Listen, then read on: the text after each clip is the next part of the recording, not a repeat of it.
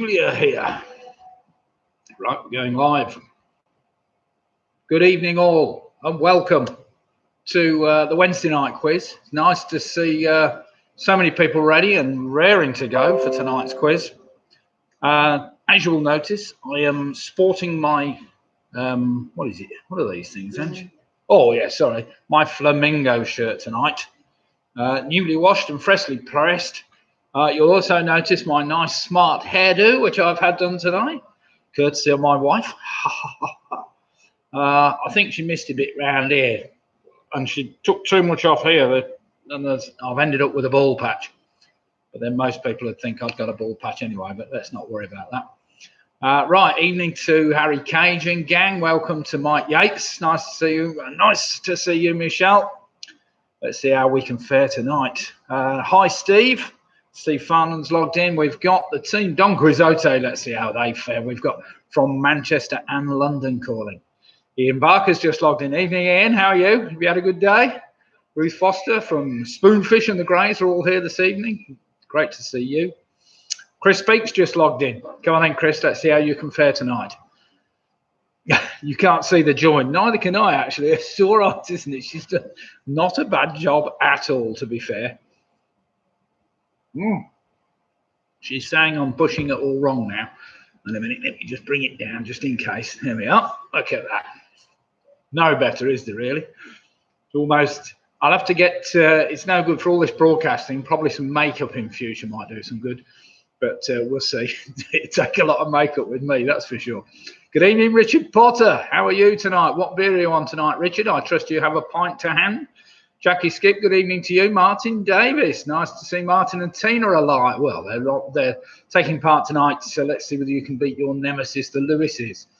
Andy Hawkins, Andy Clare and friends are all signed in. Nice to see them here. We've got Michael Harrison. Evening from Harry and Becky. Good evening to you.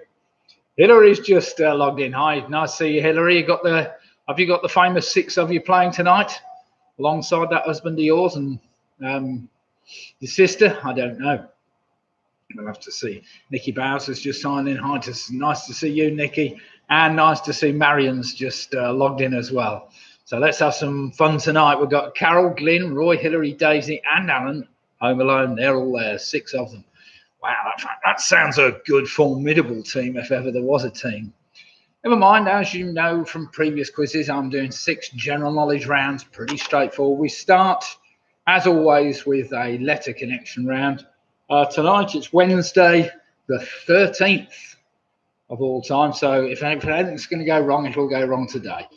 So Wednesday, the 13th, you need to write those letters and numbers top to bottom on one sheet. That should be 13 answers of all things in the first round. I know, a bit stupid, but never mind. Right, we've just seen Mick Roberts. Mick and Bev have just signed in. Nice to see you, Mick. Let's see. You've got the chat going tonight, at least. And Richard Potter's just informing me he's on McEwen's Champion, 7.6, full-bodied, smooth and complex. Sounds a fine beer to me. I'm just finishing off the dregs of my Atomic Lockdown, which was brewed again yesterday and will be available next week, a fresh batch of Lockdown. My wife, who is taking part tonight, sat just a few meters away from me on the settee. She's on mojitos, and so is my daughter, who is doing not the score, and she's doing the typing tonight. And let's hope, so if the typing seems a bit strange, it's because she'll have had too much of a mojito. But as I've told her, she's driving home tonight, so one's enough. Can't have any more, surely. Evening. Andrew Lewis has just signed in. I notice, let's see how well you can do tonight, Andrew. Surely you can beat Martin Davis and Tina, I'm sure. Stuart's just logged in. Nice to see you, Stuart. Good evening to you. Hope things are well in this thing. Now, has anybody actually gone back to work, or are you all still like me in lockdown, really? Although I said that, I did brew yesterday, so I suppose that's a day's work, although I was on my own, really. But how many of you have actually gone back and done a proper day's work, or are we still on furlough, still locked down, still doing the social distancing malarkey? We, this afternoon, because it was a bit cold this morning, but... oh, we got Ollie Hi, Nick, Ollie and Sophia here. Nice to see you. Ollie Dean, great to see you. Ian's logged in. Ian Miller, evening to you. And never been off, Ian. He's been working all the time. Oh, fair play to you, he says knowingly. Right, we've got a few minutes to go before the quiz will start. As I say, just get a piece of paper out. First round tonight is entitled Wednesday the 13th. You just use the initial letters of the word Wednesday and the 1, the 3 and the TH, and you will get 13 possible answers. Michelle's never been off either. Blimey, O'Reilly, I can't believe that. No, I've been working ever so hard, actually. Writing quizzes twice a week. That takes some doing at the best, but never mind. I've been working from home all the way through, Jackie Skip. That sounds like Lydia, my daughter. She's been working from home. And they've said she can carry on working from home all the time, which is good. Right, John O'Rourke, the famous 5 have just signed in now. We've got some competition. And that sounds... who we got in the team tonight, John? Is it you and Wills, the better half, or what? Or you got the full team there tonight? Let's see how you fare. I don't think you'll find it too taxing tonight. It's a pretty straightforward general knowledge quiz. There's no real catch questions in there. Well, maybe in the last round, there's 1 or 2, but nothing else. Right, what else have we done today then? I decided, or the wife decided, that we ought to go to the garden centre. So we disappeared off to Crick Garden Centre this afternoon. And we weren't the only ones there, surprisingly enough, but they were enforcing strict stick to the lane with little orange stickers on the floor to show you where you could step and where you couldn't step and all that baloney, but never mind, which worked well. Right, we've got Faye's just logged in, the second of the Booby Prize girls. We've got Helen and Steve. They've logged in. Evening to you. General, we've got a full team. Blimey, that's a good team. And Pick and Mix have just logged in. So nice to see you this evening. Right, just a few minutes to go before we get started. Rules as normal. You mark your own sheets at the end of each round. We ask you all to just put in your score in the chat column and see how you've fared against everybody else. There are effectively 63 points up for grabs tonight. I think any team scoring 60 should just about win tonight. However, not that discourage everybody, because there's plenty of fairly straightforward and easy general knowledge questions in there to keep everybody going tonight. Richard Potter's on his own tonight. Oh dear, never mind, Richard, you don't need an awful lot of help. You're pretty good on your own right, as far as I know. You've helped me in the past in many a quiz, especially one of Graham's rather dubious quizzes at the Victoria. Greg Pugh's just signed in. Just me and Jill tonight. Nice to see you, Greg. Nice to see you logged in and watching. We'll see how you fare then. At the moment, you're the only one of the Pughs that's logged in. I don't know whether we've got Steve and Jill going to join us, or indeed Anthony, but we will see. We will see. There's plenty of time here. Harry Cage, I think you should do the daily Corona briefing. You reckon I should do? It's fair enough. Great, could be. I'm sure we can make it a little bit more fun, that's for sure, but never mind. It has gone on and on and on, hasn't it? I mean, last year we had Brexit. This year it's all been coronavirus for the last God knows how many months, but never mind. Right, Chris Meads has just logged in. We split the difference. They're here. They're a good team. Another one to watch. Dark horse, Chris Meads, at the best of times. Oh, sorry, Chris. Never mind. Keep watching. Keep taking the pills. You've been working all the way through this as well, haven't you, Chris? Building very important jobs. My beer looks clearer than yours. Yeah, as I was saying, Roy, this is in fact the last bit of beer, to be fair, out of the bagging box I had. It's really just the dregs, so I'm going to drink that, and then I've got a bottle of, what else have I got? I've got a Fuller's 1842 to just knock back next, I think. Ian Miller next year, be all about Liverpool winning the title. Maybe, we'll see about that. Right, Paula Lewis and the Quizzy Rascals have signed in. Now you're in trouble, because they've won this Wednesday night quiz, or the Sunday night quiz, at least twice so far. So the Quizzy Rascals have logged in. They're a good team, ones to be reckoned with. Right, we've got 67 teams now logged in. And we will see how we fare in a bit. Right, as I mentioned before, round number 1 tonight is entitled Wednesday the 13th. Just write those letters and numbers top to bottom down on a piece of paper, and each one of the first 13 answers will start with those letters from the word Wednesday. 13th, Wednesday the 13th. Round number 2 tonight, if I can find it. Round number 2, what is round number 2? Round number 2 is a connections round. Basically, I ask 9 general knowledge questions, and lurking in each of your answers is a word or something that links all the answers. And I will ask for, question number 10 will ask for the connection between the previous 9 answers. Round number 3 is a straightforward trivia trail. You've done trivia trails for my quiz before, so if you've done my quiz before, you'll know what it's all about. A trivia trail is very straightforward. You take the last letter of your first answer, and it's the first letter of your next answer until we get all the way to number 10. You take the last letter of number 10, it's the first letter of number 1. Right, we've got Keith's team has just joined. Big fact hunt. That sounds impressive. We've got Graham Gifford, and the Giffords have just signed in from Cambridge. Alex Brown, the Browns have now signed in. Nice to see the Browns, Graham Gifford, and Keith online now. So now, where have I got to? Round number 4 tonight is entitled... Sorry, I have to scroll right down because it's basically on a tiny little screen. Never mind. Round number 4 is an initial letter link. Again, 9 general knowledge questions. You take the first letters of your first 9 answers, and I rearrange them, or I ask you to rearrange them to spell one 10-letter word, or 9-letter word, sorry. That's the initial letter link. Very straightforward round. Round number 5 tonight. If I can find it. That's called 1 to 10. Round number 5 is a 1 to 10 round. Basically, the first answer will be 1 letter or digit long. The second answer will be 2 letters or digits long. The third will be 3, and so on and so forth, until you get to the 10th, which is 10 letters or numbers long. So that's pretty straightforward. And then the final round is just some general trivia rubbish for all you people that like doing and knowing random quiz facts, you know, like what side of the road did the Japanese drive on, for instance, which I managed to get wrong last night.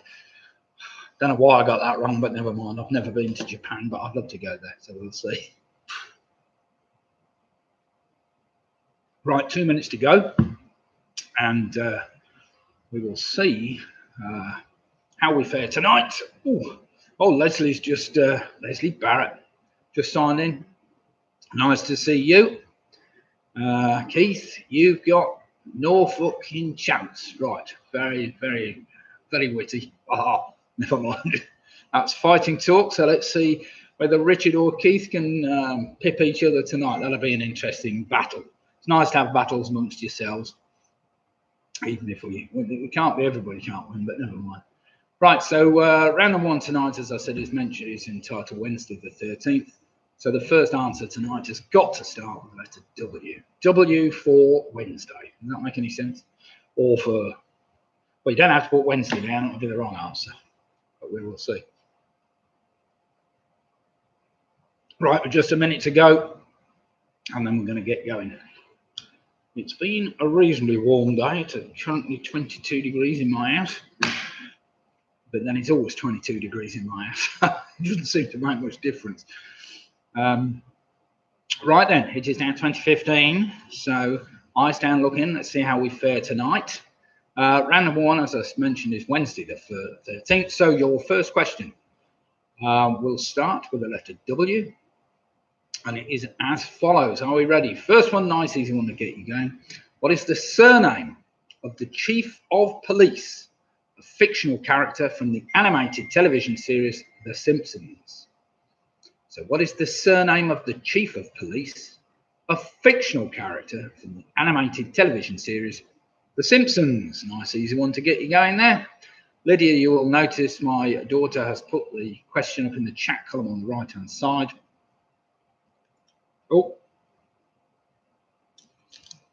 I just got an itchy eye there. Right then, question number 2. This has got to start with the letter E. First brought to the market in 1983. What is the more common name used for an epiperine auto-injector? I'll get that better. I'll pronounce it better next time. I should have looked at it first. So first brought to the market in 1983, what is the more common name used for an epinephrine auto-injector? That's better. Epinephrine auto-injector is better known by what one-word name? Well, it might be a hyphenated name, to be fair. But I don't think it is. Remember, that's got to start with the letter E, which makes it easy. And question number 3 is also dead easy. Have I been watching The Chase again? Was I on The Chase? Doubt it, but never mind, it might have been. Question number 3. What is a golden coloured 40% by volume liqueur made from Scottish whisky, honey, herbs and spices? In 1916, it became the first liqueur to be allowed in the cellars of the House of Lords. That's just as an aside, obviously. So what is a golden coloured 40% ABV liqueur made from Scotch whisky, honey, herbs and spices? In 1916, it became the first liqueur to be allowed in the cellars of the House of Lords. Now you've got a letter, starts with the letter D. There can't be many liqueurs starting with that. And again, question number 4, this starts with the letter N. N, remember, born in 1828. Henrik Johan Ibsen was a playwright, theatre director and poet, but in which European country was he born? So question 4 again, born 1828, Henrik Johan Ibsen was a playwright, theatre director and poet, but in which European country was he born? Becomes a lot easier if you've got the letter. Oh, the beer mat got stuck.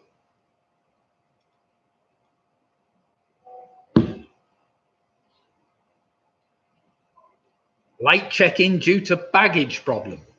Now that's an interesting one, Mark. You might be able to enlighten us with your baggage problem.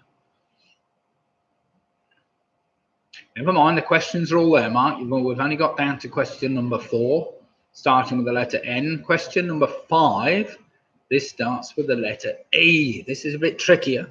What is a novel written by Nobel Prize winner John Steinbeck and published in September 1952? It is often described as Steinbeck's most ambitious novel and was made into an award-winning film in 1955.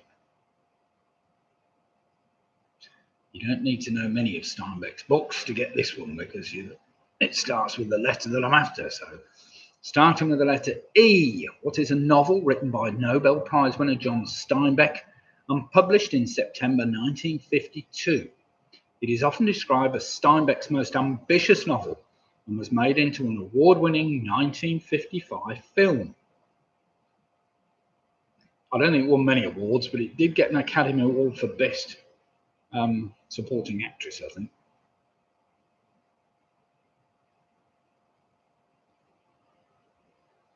Right, after that slightly more challenging question, question number 6 starts with the letter S.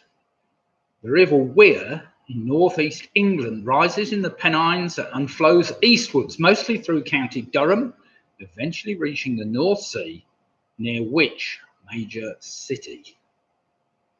So the River Wear in northeast England rises in the Pennines and flows eastwards, mostly through County Durham, eventually reaching the North Sea, near which major city? You're right, Ange.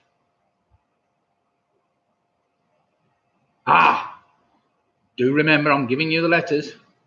So we've got wed, nes, we've done the w-ed, and then the n-s. So now we're on the y. Does that make any sense? So question number 7 starts with the letter D for Dwarf. Right then, question number 7, born on the planet Scarrow.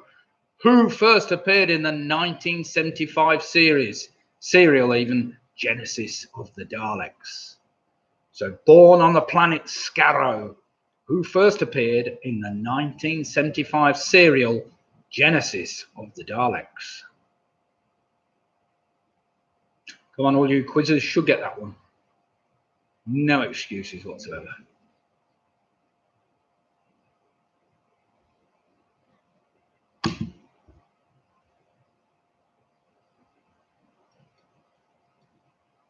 I think my wife's having trouble. She keeps texting people, pinging and ponging backwards. Oh, it's the predictive text that's going wrong. Oh dear, oh dear. I suppose you type in scaros. Yeah, that could be tricky, but never mind. Probably come up with scabies or... Right, question number 8. This starts with the letter A, dead easy this one. Also known as the Granite City for its many enduring greystone buildings. What is a port city in northeast Scotland where the Dee and Don rivers meet the North Sea? So also known as the Granite City for its many enduring greystone buildings. What is a port city in northeast Scotland where the Dee and the Don rivers meet the North Sea? I went from Rugby to Aberdeen and back once in the same day. Bit of a trek. Oh, I've just given the answer away. Nabbit. What I meant to say was that once I travelled from Rugby all the way to the Granite City and back in a day. Yes, I did. Oh dear, I hope nobody was listening to that. Dang nabbit. I do that too commonly at the pub as well, give the answers away when I'm not supposed to. Question number 9, dead easy this one. Classified as a member of the fungus kingdom, what single-celled microorganism is responsible for the fermentation process?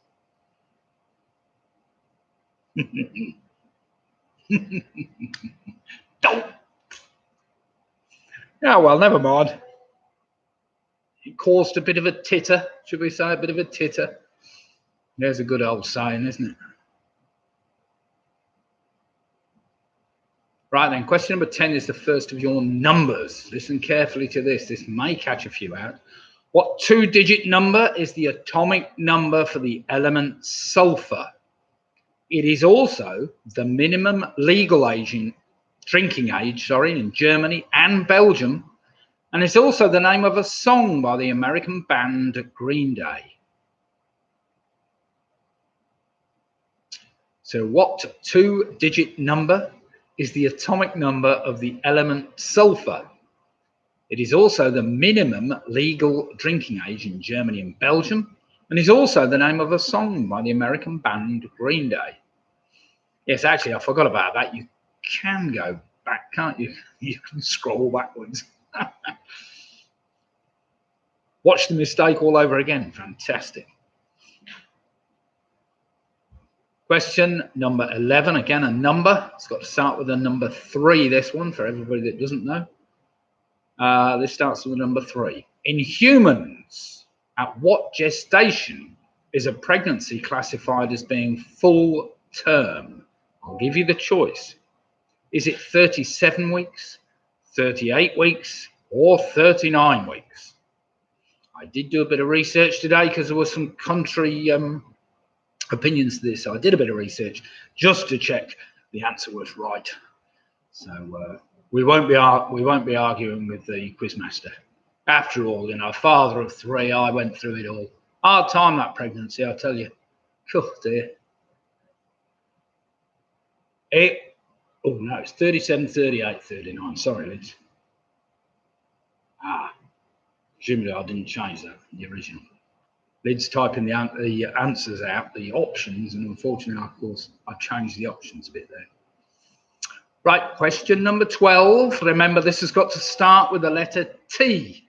T for Timothy, or T for something. In the Thomas the Tank Engine series of books written by the Reverend W. Awdry, what was the name given to the tram engine, which sports cow catchers and side plates and is designated number 7? It was one of my favourites, I have to say. So in the Thomas the Tank Engine series of books written by the Reverend W. Awdry, what was the name given to the tram engine, which sports cow catchers and side plates and is designated number 7? Poor Lewis. Wish I could fast forward. Nice one, Paul. Well, you could.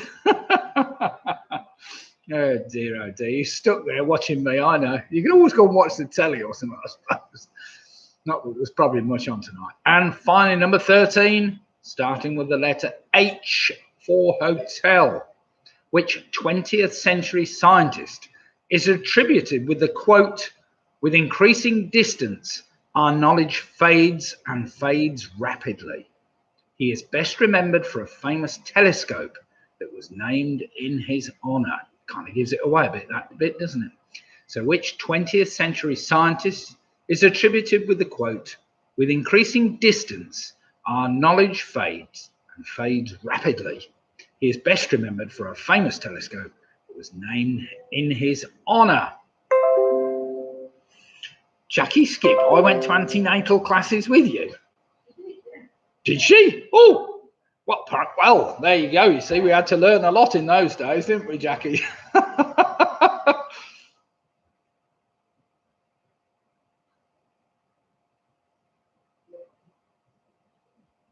Bilton Village Fort.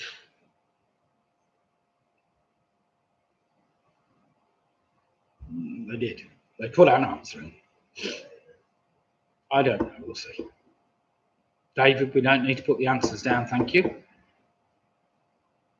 Well, put the correct answers down at least.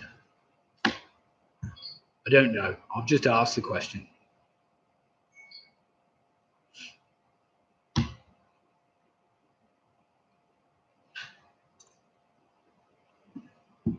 Well, the same classes ask the wife. Yeah, I thought the classes were very useful for a would-to-be father. I went to them all. I learned all about childbirth. I remember my first son, when there was a very important England football match, and I was sat there watching it. The wife was in labour. And my mother-in-law kept saying to me, "Will you take her to the hospital?" I said, "Well, no, I'm counting the contractions."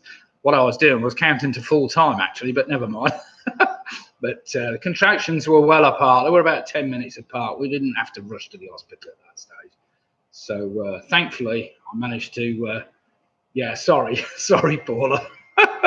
Never mind, it's good fun. Right then, are we ready to mark the first round? Let's see how many of you have got 13 out of 13 possible correct answers. We started off. Are we ready? I think we probably had long enough on that round. Question 1, what is the surname of the Chief of Police? That's Police Chief Wiggum. Number 2, it's an EpiPen after. The epinephrine auto-injector, which I couldn't say the first time around. Number 3, of course, that liqueur is Drambuie. Number 4 is Norway. Number 5 was East of Eden. Number 6 was the city of Sunderland. Number 7 is Davros, of course. He was head of the Daleks. Number 8, the city was Aberdeen, which I gave you. Number 9, of course, it's yeast. Number 10, the minimum drinking age in Germany and in Belgium is 16. Well done if you got 16. Number 11 in humans, the gestation periods in pregnancy. After checking today, full term is classified as 39 weeks. 39 weeks. 12 in Thomas the Tank Engine books, it was Toby, the tram engine, designated in the number 7. And finally, number 13, best remember the telescope I wanted, or the name of the astronomer really, was Hubble, as in Edwin Hubble. Right, that's your answers. So if you want to just total them up and put them down. David, thanks for that. No, you don't have to put the answers down. You write them down on a bit of paper and then you mark them at the end of each round. And then you put your answers, you put your totals down as people are doing now. And we see who scored the most after the round. So you're more than welcome to join us, David. So we've got Marion with 13. We've got Leslie with 12, Chris Peake with 12, Stuart Cole with 11, Steve with 11, Graham Gifford with 12, Mike Yates with a 10, Sarah with a dismal 7. What happened there, Sarah? You've been on the drink or something last night. Famous 5 on 12, Michelle on 13, Martin Davis with a 12, Carol with a 13, Ruth Loss with 11, Andy Hawkins with a 12. We've got Brian Farmer with 11. They're going off the page now. We've got Ian Anti Jameson, Don Quizzoto with a 9, Ian Miller with a 12, very good. Harry Cage with a 12. Helen and Stephen Valentine with an 11, Jackie Skip with an 11. Paula Lewis and the Quizzy Rascals with 13, Richard Potter with an 11. We have Mark Gamilton with an 8 after a slow start there because he didn't get in until question 4 started. We've got Pick and Mix with a 12, Nicky Bowers with a 10, Alex Brown with a 9. We've got Harry and Becky with a 7, never mind, oh dear. Greg Pugh with an 11. We've got Karen and Gary from Blackpool with a 12. Sarah, it all went wrong, oh dear. Mick Roberts in bed with a 12, Roger Griffiths with an 8, Chris Mead split the difference with a 13, Alex Brown, 12, Jenny Coulson from Lincoln with an 11, Paul Lewis with a 12, we've got Alex Brown, silly, yes, okay. NHS website says that, yeah, I did have to do some research, Keith, I know. I guess they're wrong, yeah, they are, the NHS are often wrong about things. Dave Perry with an 11. And yes, there we have it. Right, shouldn't be on the interweb, Keith. Oh, right, no, that's fair enough. No, well, it's one of those. It's a tricky one. It's been, yeah. I did have to look on various websites before I got a definitive answer, and apparently it has been changed and now defined worldwide. But never mind. Right then, round number 2 is a connections round. It's not the easiest round in the world. There are 10 general knowledge questions, 9 general knowledge questions. Question number 10 asks for a connection between the previous 9 answers. Right, Keith's got a 13 as well. Right, here we go then. Are we all ready? Eyes down looking. Remember, write this down on a bit of paper. Don't post it on the chats. Here we go then. Question number 1. Which famous singer was born Peter Gene Hernandez in Hawaii in 1985? Initially dropped from Motown Records, he has now sold over 200 million records worldwide. That's a 2-word answer I'm after. So which famous singer was born Peter Gene Hernandez in Hawaii in 1985? Initially dropped by Motown Records, he has now sold over 200 million records worldwide. And just for you, Marion, that was actually on Tipping Point the other day as well, that one. Though it wasn't quite as wordy as that. But you can tell I watch a wide variety of ridiculously stupid quiz programs. But never mind. Question number 2. Dead easy, this one. What was Victoria Beckham's surname before she got involved and married to David Beckham? So what was Victoria Beckham's surname before she got involved and married to David Beckham?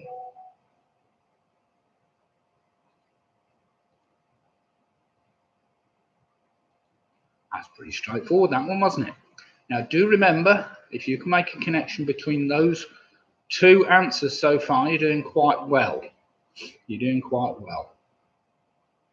We did a connection round last night in a quiz that we were doing with Si Carter.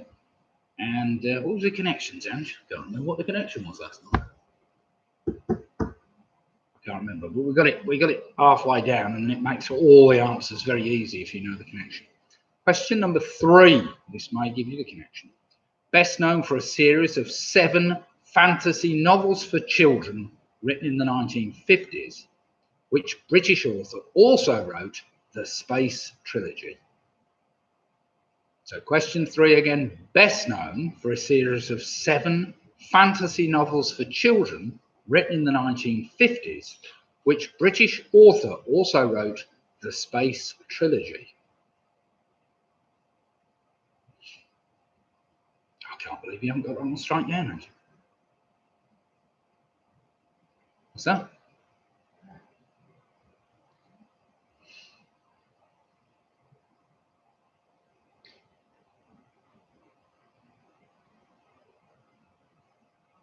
Right then, question number 4. Remember, you're looking for a connection between the previous 3 answers that may help.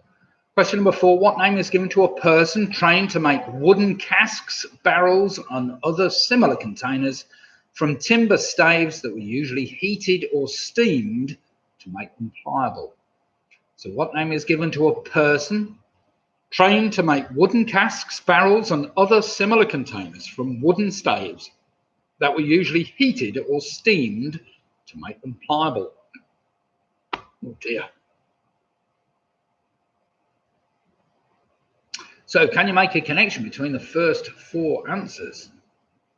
Keep looking at it hard, you might be able to make a connection there.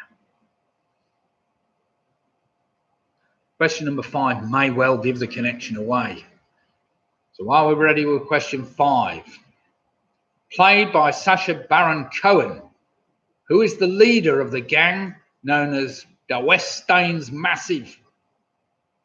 So played by Sacha Baron Cohen, who is the leader of a gang known as the West Staines Massive.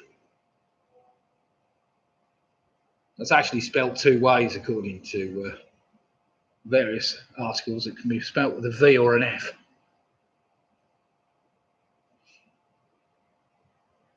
Now then, that might help you with the connection. Look at the name you've got there, compare it with some of the previous ones, and you may have a connection already. Of course, you might not have. You might still be searching hard. Question number 6, got to give it away, this one. This guy's well liked by everybody. Keith likes this guy anyway, especially. Question number 6, now Lord Mayor of London, who became Minister of State for Transport in 2009 and shortly after became the first Muslim to sit in on the Cabinet of the United Kingdom. So question 6 again, now Lord Mayor of London, who became Minister of State for Transport in 2009 and shortly after became the first Muslim to sit in on the Cabinet of the United Kingdom. Come on, Keith, I know you'll know that one. He's a big mate of yours, isn't he?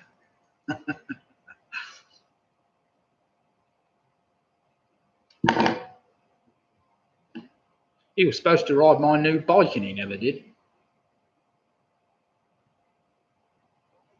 And I'm not explaining that to everybody. Or was it Boris? No, it wasn't Boris. He'd already stepped down, hadn't he? Question number 7.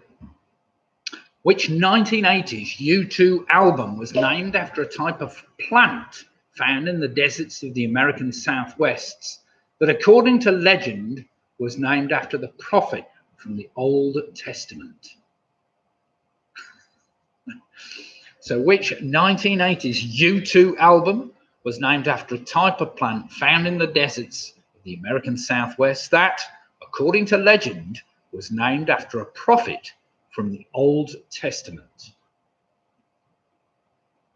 It's a 3-word answer, that album. Right, have we found a connection yet? Remember, there's a connection between those previous 7 answers, which I'll be asking for by the time we get to number 10. Oh, God blimey, I can hear the dog next door now. We never hear a dog next door. Sounds like the hand of the Baskervilles has just escaped, but never mind. Right, question number 8. Which children's book and TV character would always start his adventures by leaving his house in his suit and bowler hat and visiting a fancy dress shop where he would try on a new outfit? So question 8 again, which children's book and TV character would always start his adventures by leaving his house in his suit and bowler hat and visiting a fancy dress shop where he would try on a new outfit? I don't know that it needs visiting. We could probably change that to visit.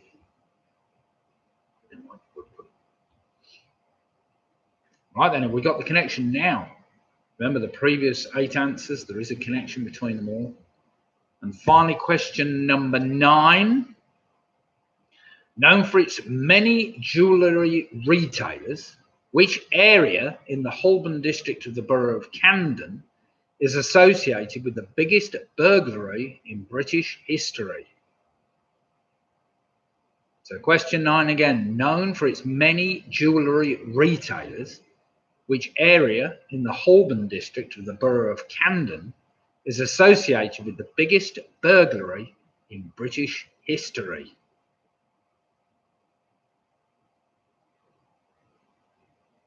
That's a 2-word answer. And finally, of course, question number 10, what is the connection between the previous 9 answers? So what is the connection between the previous 9 answers? Right then, I think my daughter's just got up to her feet to get some beer. That's a good girl. Let's finish that one off first. That looks good.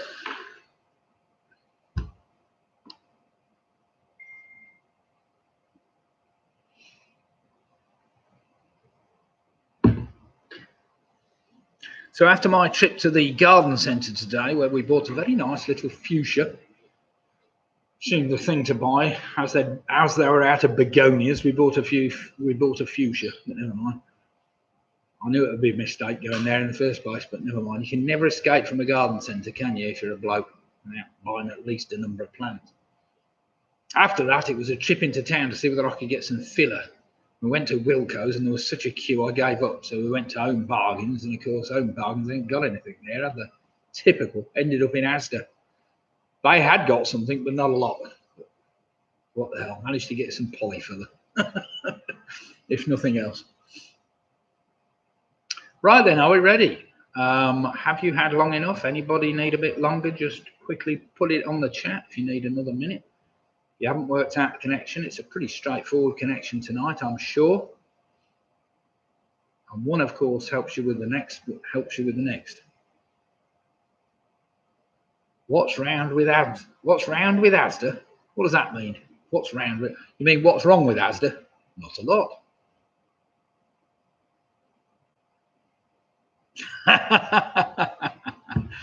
It's true.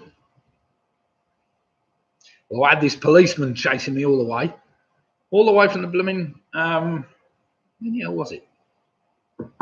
We'd just gone past Keith's dad's house, near the, on the way out of Hillmorton.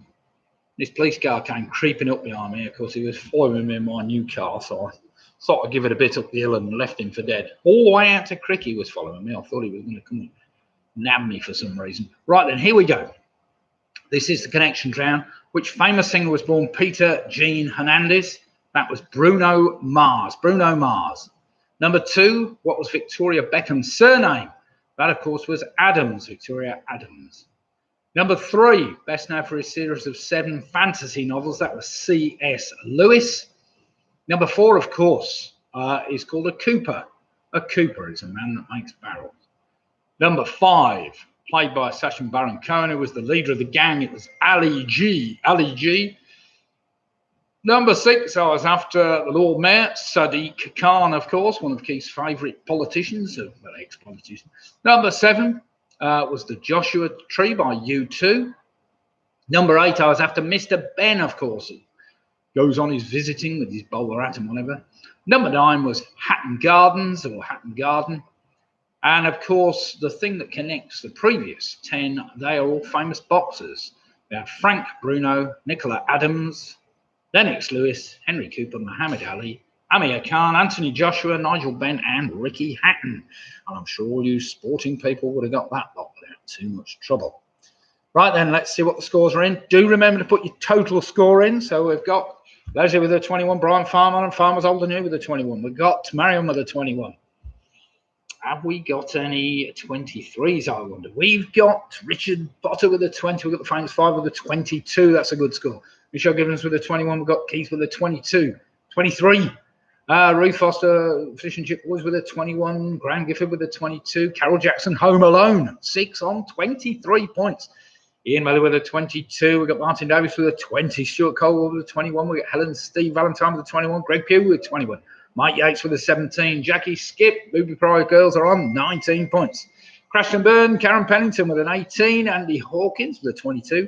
Sarah still bringing up the rear a bit at the moment, so to speak, with a 16. Well done, Sarah. Mark Anderson with an 18. Pick a mix with 21. We've got Steve Farman on 20. 8. Andrew Lewis, is that a mistake or is that just a bad score? Andrew Lewis with the 13. We got Michael Harrison with 16. Harry and Becky with 16. We got Harry Cage, Julian, Harry and Ian with 20. Mick Roberts with a 17. Alex Brown with 21. Chris Mead split the difference with 23. Paul Lewis, Quizzy Rascals with 23. Jenny Coulson with a 19. Nicky Burrows with a 16. And Don Quizzote with a 19. So we got Roger Griffiths with the 12 as well. Ow, is that your total score? Can't be. Never mind. Right then, everybody. Round Dave Perry with a 21. Very good score there, Dave. Anybody in the 20s is doing really well at the moment. And every chance of overtaking everybody else in front of you. Right, round number 3 is what's called a trivia trail. Now, do remember the trivia trail. Take the last letter of your first answer. It's the first letter of number 2. Well done, Chris, with a 21 as well. Chris Peake coming in with a 21 points there. Right, here we go then. Nice, easy one to get you. It's a one-word answer. What was the name of the London theatre that was built in 1599 by William Shakespeare's playing company and was destroyed by fire in 1613, with a modern reconstruction of it opening nearby in 1997? And they've done a good job of it as well, I have to say. So what was the name of the London theatre that was built in 1599 by William Shakespeare's playing company and was destroyed by fire in 1613, with a modern reconstruction of it opening nearby in 1997? Right next to the Millennium Walk Bridge, if you've ever been there. And the Tate, is it the Tate Modern there? Yeah, it's Tate Modern, isn't it? Right next door.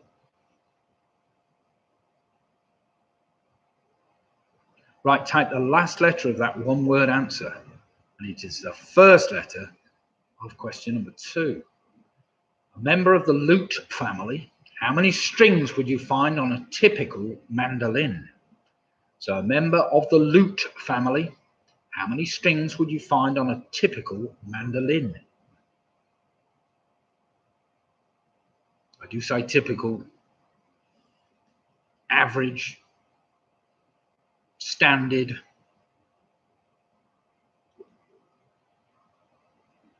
There's always exceptions to a rule, so I just want the bog standard one. Take the last letter of that answer, which again is a one-word answer, and it is the first letter of question number 3, which is dead easy. What type of rough surfaced woolen cloth takes its name from a river that forms part of the border between England and Scotland? So what type of rough surfaced woolen cloth takes its name from a river that forms part of the border between England and Scotland? Told you couldn't get much easier than that then, could they? How's the feed tonight? Has everybody got a reasonable Andrew Lewis nightmare tonight? Oh dear, Andrew. Yes, it didn't look very good with a 13 out of 23. That's a lot of drop points. Good feed tonight, said Ian. I don't know anybody's struggling with the feed tonight. Right, question number 4. Listen carefully. Referring to the building's shape, what item of food is used as the nickname for the headquarters of GCHQ? Remember to take the last letter of your previous answer. It's the first letter of that answer, and that's a one-word answer. So referring to the building's shape, what item of food is used as the nickname for the headquarters of GCHQ?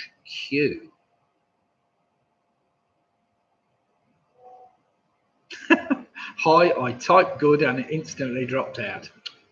Dear God.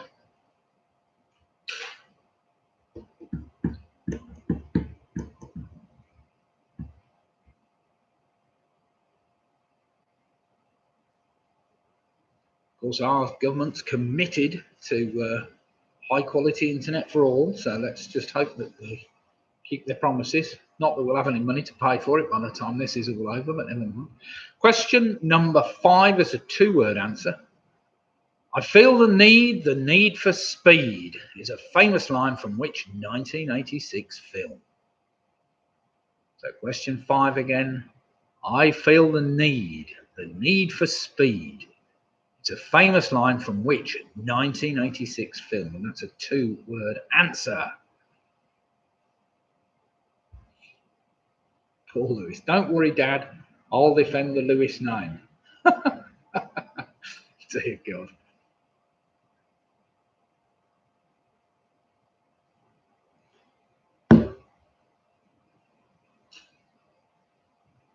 Right, take the last letter of that answer, and it's the first letter of number 6. On the TV game show Countdown, how many letters make up a conundrum? So on the TV game show Countdown, how many letters make up a conundrum?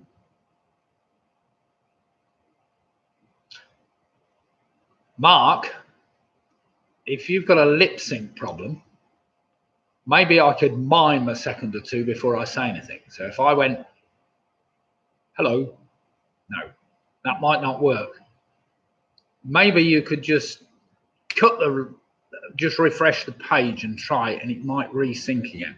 If you hit the top left-hand corner, refresh the feed, and you might find the lip sync will cure itself. It's no good me trying to. That doesn't seem to work, I don't think. Right, question number 7. Remember, it's got to start with the letter of your previous answer. Question number 7 is a bit trickier for all you scientists.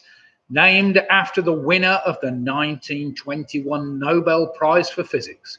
What is a synthetic element with the atomic number 99 and was discovered by chance from the debris of the first hydrogen bomb in 1952? That is a one-word answer. You can work that one out. So named after the winner of the 1921 Nobel Physics Prize, what is a synthetic element with the atomic number 99 and was discovered by chance from the debris of the first hydrogen bomb in 1952? You had to dial your modem up, didn't you? Get it going. Wind the thing up. I do remember that. Good God. Yeah, Nicky, you tell him. Switch it on and off again. That's the best thing to do. Right, we all happy with our answer to question number 7? So take the last letter of question number 7, and it is first letter of the answer to number 8, which is a 2-word answer I'm after. Which Friends actor played a fictionalized version of himself on the TV show Episodes? So which Friends actor plays a fictionalized version of himself on the TV show Episodes? Oh, you've got that in hyphens. Well done, Liz. Yeah, it makes a lot more sense when it's in. In fact, I'll do this out, so I'll get it right for the next time. Right, we're all keeping up with this. So the last letter of question number 8 is the first letter of question number 9. Good, Mark's got it. You've refreshed the page. Well done, Mark. Bang on now. That's what I like to see. So question number 9. In the comic, The Dandy, Desperate Dan draws his immense power from eating what food? That's a 2-word answer I'm after. So in the comic book, The Dandy, Desperate Dan draws his immense power from eating what food?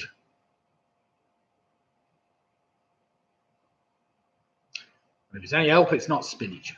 Well, that's a 1-word answer anyway. Take the last letter of that one, and it's the first letter of number 10. This is a little trickier, not impossible. Again, a 1-word answer. Question number 10, with a name derived from the Greek meaning work or task, what word is a unit of energy which is equal to 10 to the minus 7 joules? That's a good one, isn't it? You've got a letter, make you help. Make it pay. So with a name derived from the Greek meaning work or task, what word is a unit of energy or work equivalent to 10 to the minus 7 joules? It's a 1-word answer. And remember, the last letter of that answer takes you back to the first letter of number 1. Well, it should do. I'll just check. Oh, yeah. You're all right. It does. Right, then I'll give you a minute to try and figure those out. A couple of tricky ones in there, but not impossible. Let's hope that Andrew Lewis at least has got his brain in order for those. I'm sure you have, Andrew. I'm sure you have. You're going to catch Martin now. He'll have mucked up on a couple of those.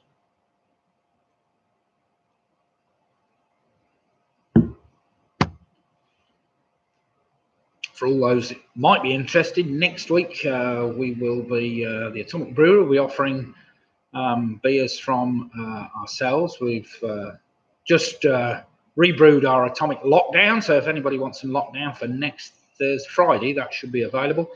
And we will still have some beers from Oakham's, which we will post, or Keith will post on Facebook on Monday. But do remember, it's too late after Monday to try and order anything because it's generally all gone, or we need to get the orders in. So if anybody wants any beer for next week, make sure your order's in by Monday at the latest. We sell 18-pint carryouts in little bagging boxes, which is very nice, and they last about 5 days if you're lucky, depending on how fast you drink the things. Right then, should we do some marking of that round? That was the trivia trial. Back ready, Ange? Right, they're ready. Number one, the theatre I wanted was the Globe Theatre. That gave you the E for the number 8, the strings found on a mandolin. That gave you the letter T for the River Tweed. That's river that forms part of England and Scotland. That gave you the D for the donut. The building shape, GCHQ, is better known as the donut. That gave you the T, of course, for the film Top Gun. Top Gun. That in turn gave you the N for 9, the number of letters that make up a conundrum. That gave you the E for that element, Einsteinium. Einsteinium. If it doesn't look like Einsteinium, don't give yourself a point. Einsteinium. That in turn gave you the M for Matt LeBlanc, who appeared as himself in the TV series episodes. That gave you the C for cow pie, which was what Desperate Dan used to eat, apparently. That gave you the E for that unit of energy called the erg. That's the ERG, or the erg, which in turn took you all the way back to number 1. Oh yeah, by the way, the bagging boxes that we sell every week, we sell them just on a Friday, delivered to your home. Only in the rugby area, of course. No good if you live anywhere else. Right, let's have some scores in. We have Marion with a 31, Chris Speak with a 31, Michelle Gibbons with a 31. We've got Harry and Julian Ian on a 30. We've got Sarah now, that's a bit better. They're coming up now on a 26. We've got Martin Davis, a full house on 30. Carol Jackson, home loan on 32. Great score there, Carol. We've got Brian Farmer Farms Old and New on 31. We've got Leslie Barrett. Well, not the way Nick's jinx. What's that? I can't see that. Famous 5 on, oh bother, now I've gone too fast trying to read his comment, but never mind. We've got Jonah Rourke, the famous 5 on 32. We've got Don Quizzotti with 28. We've got Steve Farn and 30 from the Farms. Ruth Foster and the Greys, Spoonfish and the Greys on 30. Mark Ganston on very respectable 26. Stewart's on 31, Stuart Colwell. Annie Hawkins on 32. Got Leslie Barrett 31. We've got who else we've got? We've got Richard Potter on 29, Emil on 29, Helen and Steve Valentine on 30, Graham Gifford on 32, great score there, Graham. Roger Griffiths on 19, Jenny Coulson on 28, good score there, Mike Yates on 25. Keith on a 33, we've got Karen and Bennington and Gary on 26, we've got Nicky Bowers on 25, we've got Andrew Lewis on 21, Dave Perry on 30, Split the Difference 33, Jackie Skip and the Booby Prize Girls on 27. Pick a Mix on 29. We got Michael Harrison, Harry and Becky and Nevermind on 23. Greg Pugh on 31 points. Very good tonight. We got Paula Lewis on Quizzy Rascals on 32.5 points. They've given them half a point for something. I'm not quite sure what. And we got Alex Brown on 30 points. Right then, round number 4 is an initial letter link. It's an initial letter link. This is a bit trickier, and I will give you more time at the end of this. These are basically 9 general knowledge questions, where question 10 asks for the connection. No, it doesn't.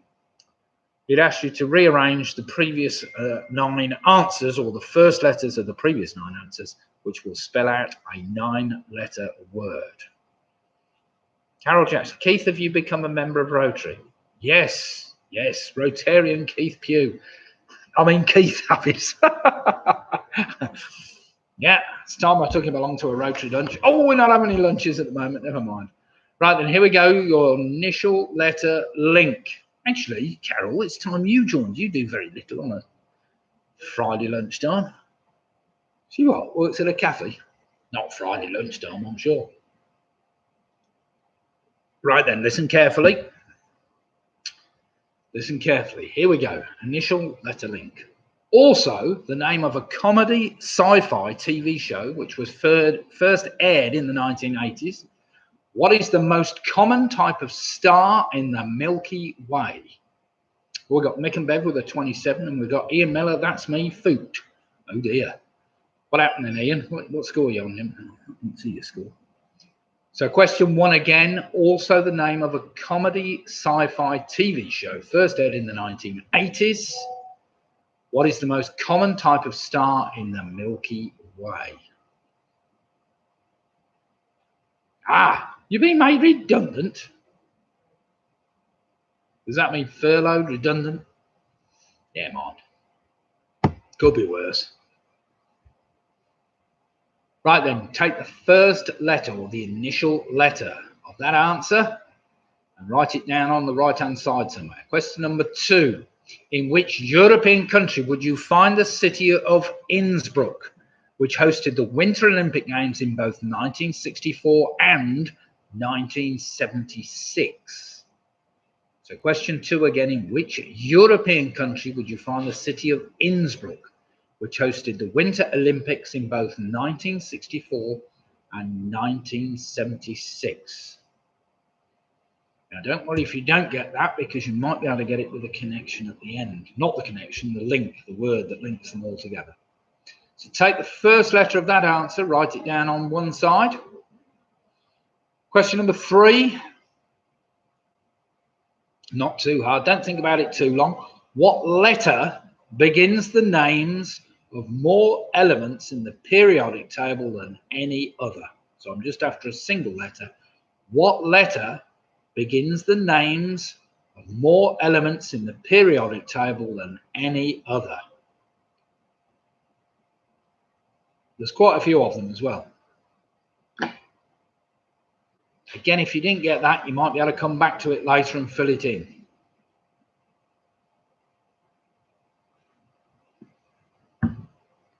Alex Brown, I've been watching that show from start to finish. What show's he on about? What show are you on about, Alex? What? Oh, question 1. Oh, yeah, great show, that. Great show. I need to go back and watch most of that. Never mind.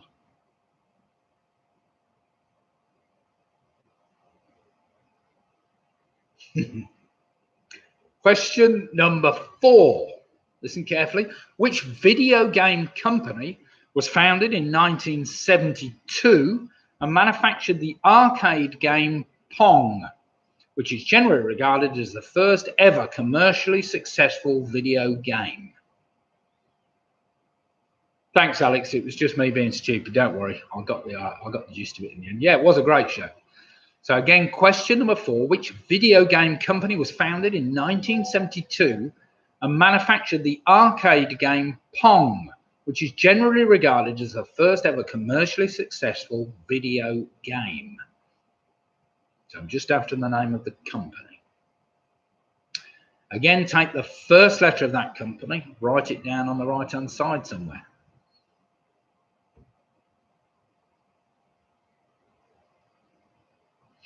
Question number 5.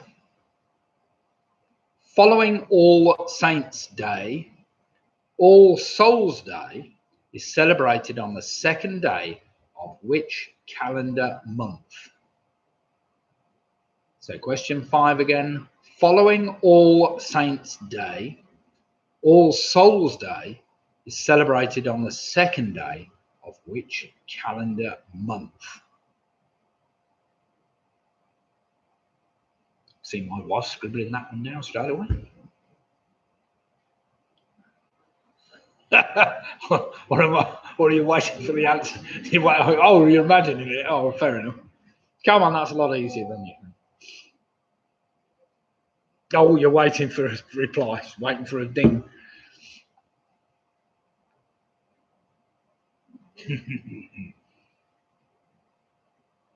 Question number 6. Meaning hurricane force, what is the highest number you would find on the Beaufort wind force scale? So meaning hurricane force, what is the highest number you would find on the Beaufort wind force scale? And you need to write the word down.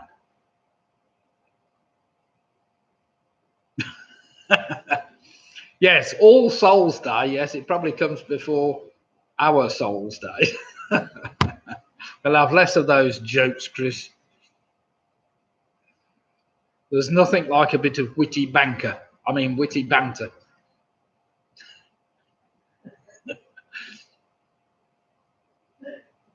Sorry, was I being rude again? Never mind. I was just being stupid. Okay. Question number 7. Which parcel delivery company was founded in 1972 in West Germany and shares its name with the messenger of the gods in Greek mythology? And there was me thinking it was UK based. Cool. So question 7 again. Which parcel delivery company was founded in 1972 in West Germany and shares its name with the messenger of the gods in Greek mythology? Nice easy one, that, surely.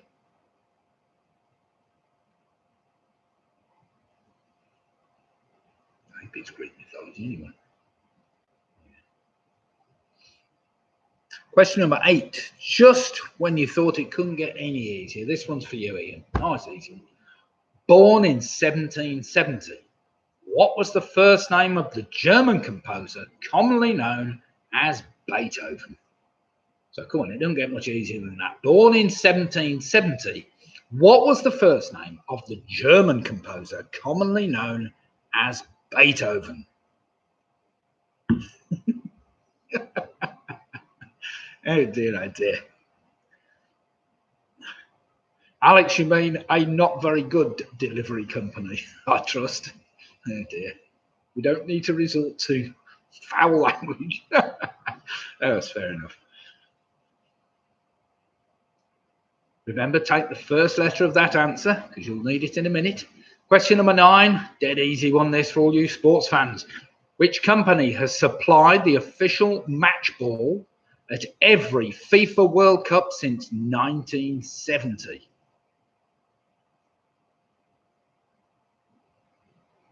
So which company has supplied the official match ball at every FIFA World Cup since 1970? And there's no bonus points for naming the ball that they produced for the last World Cup. No, I said no bonus points. Right then, you should now have 9 answers down.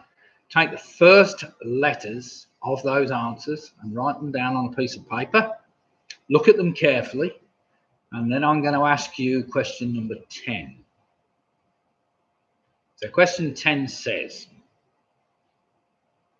the first letters of the first words in the previous 9 answers can be rearranged to spell what word, which is used to mean a person falsely claiming to have a special knowledge or skill.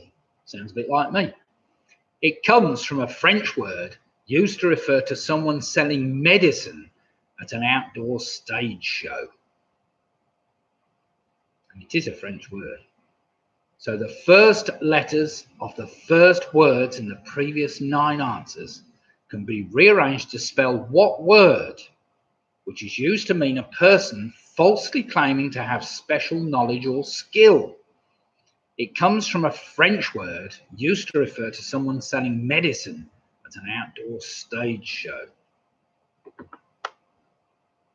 Now remember, it's got to be 9 letters long, and if you take the first letters of each of your answers, rearrange them, you should end up with this word. It's not an easy word, but it is.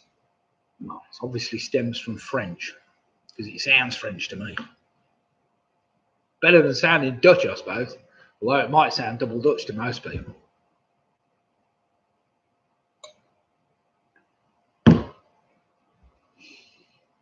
Right, I'm going to give you a little bit longer on this round. So we're now at 109.29, 109.30. So you can try and work that out.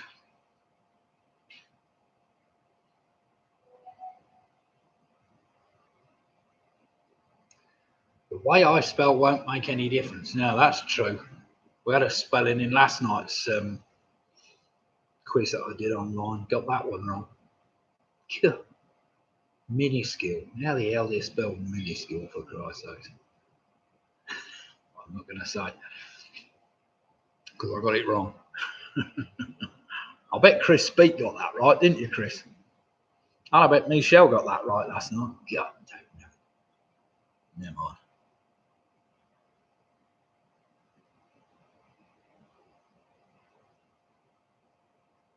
Right, do we need a little more time or what? Do you need a bit more time, man? Right, I'm going to give you another minute. I'm just going to send my daughter. Get me a little refill before round 5. I might as well get the daughter, to top the glass up.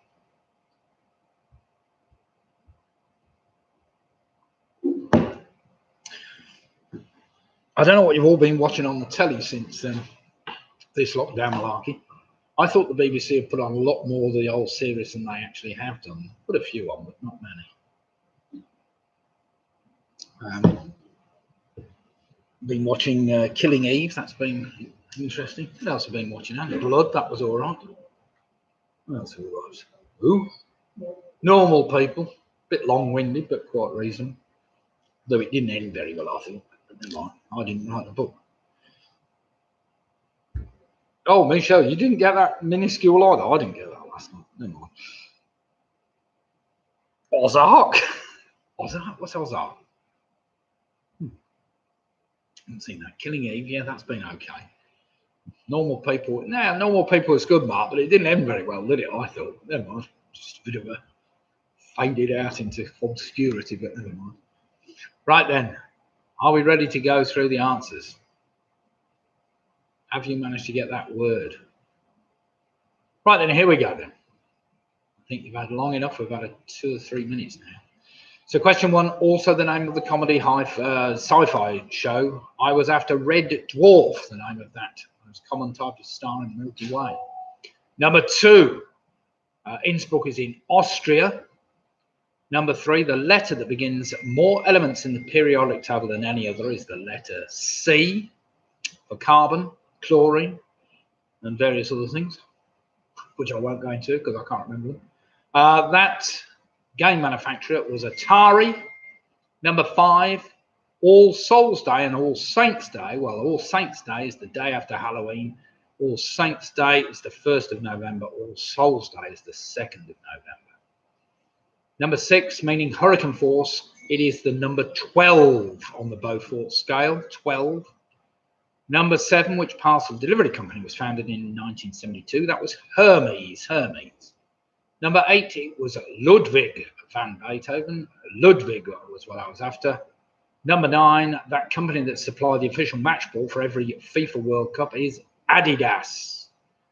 And finally, number 10, if you rearrange the letters, the French word I was after, for somebody seen selling medicine at an outdoor stage show is a charlatan. A charlatan. Well done if you got that, because that was tricky. That's spelled C-H-A-R-L-A-T-A-N, charlatan, which is basically taking the first letters of each of those answers. Now, I will be surprised if everybody's got those right, but yeah, quite. Smeehy. Well done, everybody, anyway. So let's have some scores in. We've got Michelle with a 41. Marion with a 41. Dave Perry with a 39. Don Quixote with a 38. Mike Yates with a 35. We've got Spoonfish and the Greys on 40. We've got Carol Jackson, Home Alone on 41. Very good score there. Sarah is now on 35. We've got Helen and Steve Valentine on 39. Andy Hawkins on 42. Ian Miller's on 36. Keith Abbott's 43. Got Richard Pollard with a 36. Martin Davis with a 40. Roger Griffiths with 27. Brian Farmer's Old and New on fantastic 37. Chris Speak on 41 points. Nicky Bowers on 33. Steve Farnan on 36. Andrew Lewis on 31. Mick and Bever on 36. The Booby Prize Girls are on 34. We've got Jenny Coulson on 37. Very good. Graham Gifford from Cambridge Friends are on 40. That's some good score, that is. We've got Karen Pennington and the Blackpool Gang on 35. We've got John O'Rourke and the Famous Five on 40. Paula Lewis and Quizzy Rascals on 42.5. We've got Mark Hamilton on 34. Harry Cage is on 37 with Harry Julian, whatever. Harry Julie on 37. We've got Pick a Mix on 38. Leslie Barrett, 41. Very good there. Michael Harrison, Harry and Becky on 27. Alex Brown on 40 out of 43. That's a great score. Chris Meads, split difference on 41. Marlin Davis, Andrew, bit worried about your score. You, what? Bit worried about Greg Pugh with a fantastic 38 points. Right, all doing very well there. Right then, with 2 rounds to go, we are now on round number 5. All the answers, basically, the first answer has 1 letter or number. The second one has 2 letters or numbers. The third one has 3 letters or numbers. You'll get the idea as we go through. It's pretty straightforward, So question number 1, are we ready to go? Are we ready to go? Question number 1, at 150 milligrams per 100 grams, wheat germ oil is the largest source of which fat-soluble vitamin? That's just a 1-letter answer, of course, that one, just after the name of the vitamin. So 150 milligrams per 100 grams, wheat germ oil is the largest source of which fat-soluble vitamin?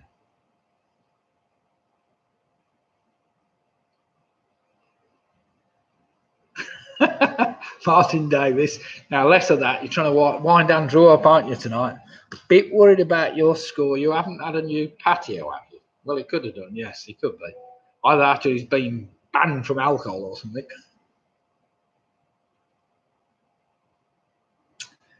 Yes, I think beer has got a vitamin. I think it's mostly vitamin B in beer. That's about all, I think. I don't know. You tell me, Leslie. You probably know better than me. We'll see. Question number 2. Remember, this has got to have a 2-letter answer with the atomic number 50. What is the 2-letter abbreviation for the chemical element tin? Nice, easy one there. What is the atomic, with the atomic number 50, what is the 2-letter abbreviation for the chemical element tin? Come on, Keith. This is just where you need your dad. Oh, you'd know that one. That was an everyday question. 15 to 1. Well, that used to give you that.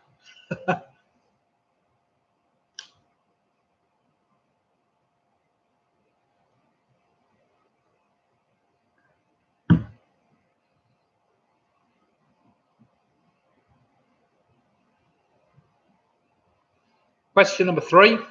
Remember, this has got to have a 3-letter answer.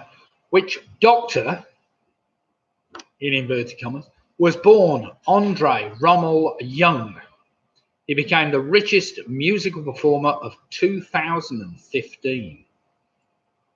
So which doctor was born Andre Rommel Young? He became the richest musical performer of 2015.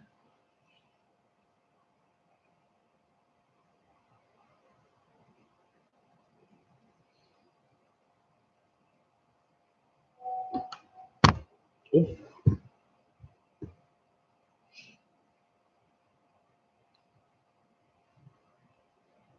Question number 4, you'll like, but not a lot. Remember, this has got to be a 4-letter answer, so it's probably this is a giveaway, really, but never mind. Question number 4. In the film Bridget Jones' Diary, what colour is the soup that she serves to her friends at a dinner party? Yeah, I should spell French. So in the film Bridget Jones' Diary, what colour is the soup that she serves to her friends at a dinner party?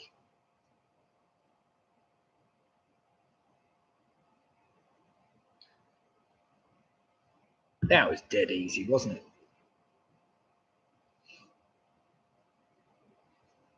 So I've had a number of you that have been working all the way through. Are any of you working at home and staying working at home? Besides my daughter Lydia, I don't know if there's any of them. She's been asked to stay at home working. I think they get more out of her when she works at home, maybe. I think that's what we should do with our bar staff at the pub. Tell them to stay at home and serve beer at a distance. Not sure as it would work, actually, but never mind. Right, question number 5. Remember, it's got to have 5-letter answer with a name derived from the German to store. What is a generic name used to describe many types of beer? Faye's working from home. Yeah, I was wondering who was using Teams. I saw Microsoft advertising that the other day. Didn't quite understand. I did have a look online, but I couldn't quite. No.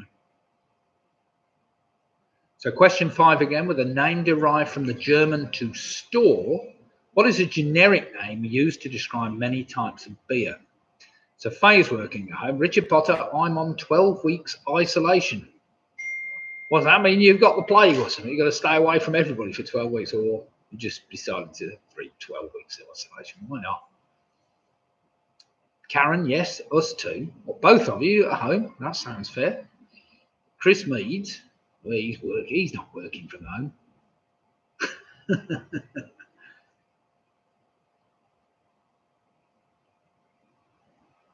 Question number 6 is an interesting one. Don't think many of you will know this, but we'll see. Question number 6. What is a gas produced by nearly all fruit which aids with the process of ripening? It is used commercially, especially in the production of tomatoes. Quite interesting. They ship them over green, then they stick them in this big place where they expose them to this gas, and it turns them all red. Makes them ripen faster. I bet a lot of people didn't know that.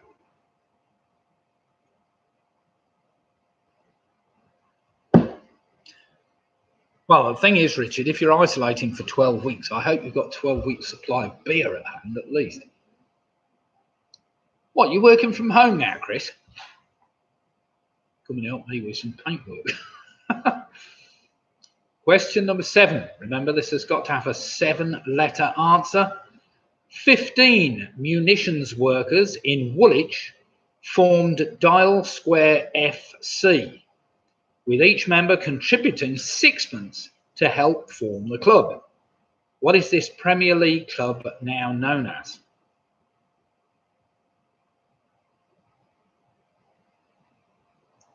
Their sixpence share would be worth a bit more now, wouldn't it? So 7 again. 15 munitions workers in Woolwich formed Dial Square FC, with each member contributing sixpence to help form the club. What is the name of this Premier League club now? That's a 7-letter answer I'm after.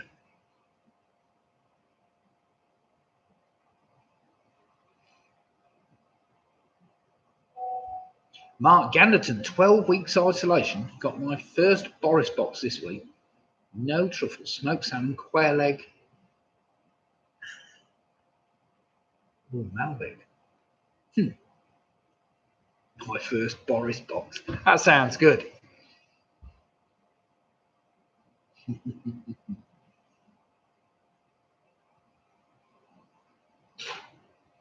Question number 8's a little tricky.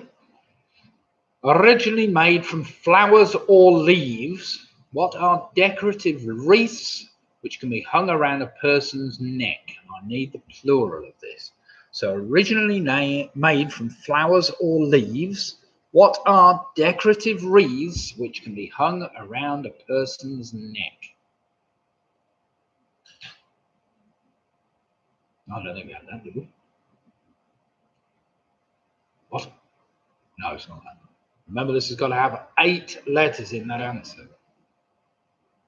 Yeah, it's not a lay, that's only got 3 letters in the answer. This has got to have 8 letters in the answer, and it is a plural.